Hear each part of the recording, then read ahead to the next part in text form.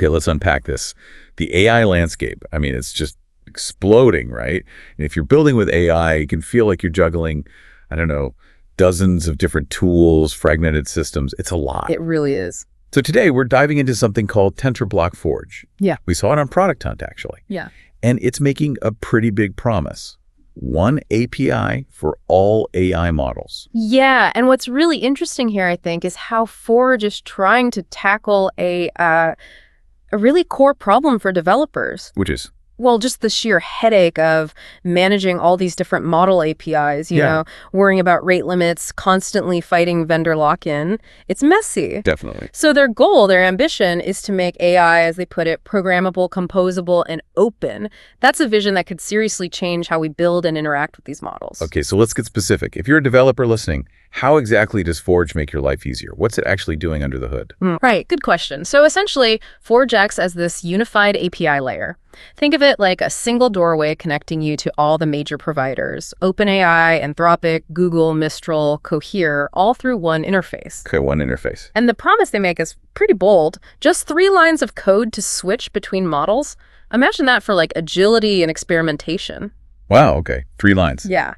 And on top of that, they're really emphasizing security. They say security is built in, all your API keys. Yeah. Encrypted at rest, isolated, and apparently never shared across different requests. That's huge. Managing keys securely is always a concern. Absolutely. It's a big relief, especially when you're dealing with sensitive credentials in, a distributed setup. Now, something else caught my eye, this idea of it being built for the agent native stack.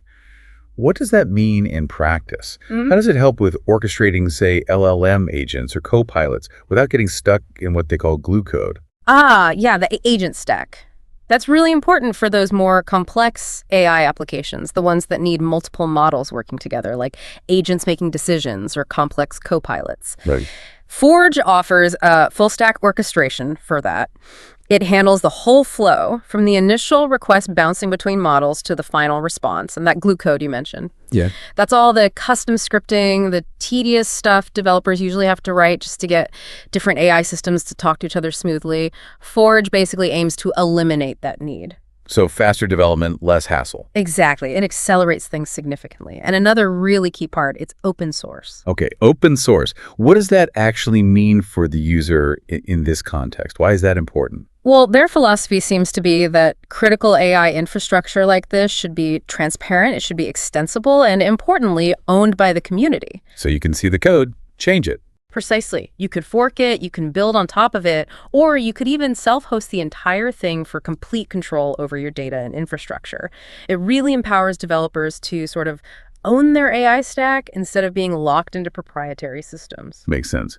Now, a really practical question that came up from early users was about performance. How does it handle things like latency and fallbacks, especially if you're mixing, say, your own self-hosted models with remote ones? Yeah, performance is crucial, isn't it?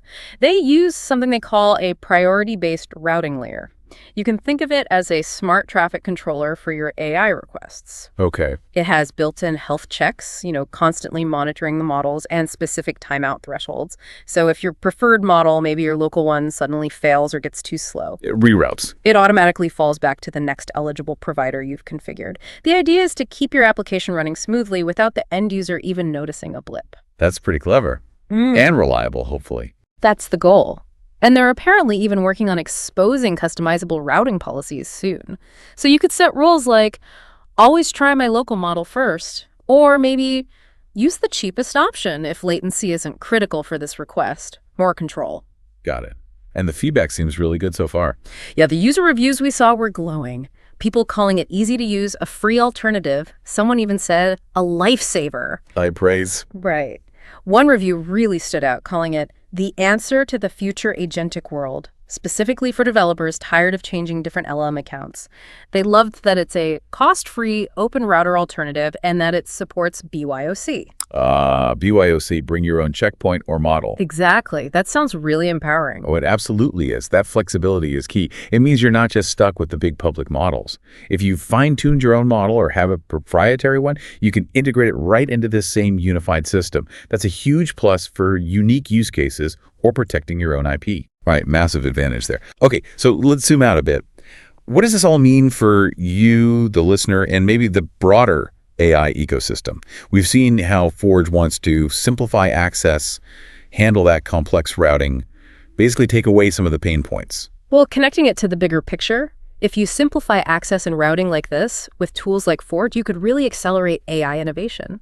Think about it. Developers spend less time wrestling with the plumbing, the infrastructure. And more time building cool stuff. Exactly. More time on the creative parts, on building novel applications. So it raises this really interesting question for all of us, I think.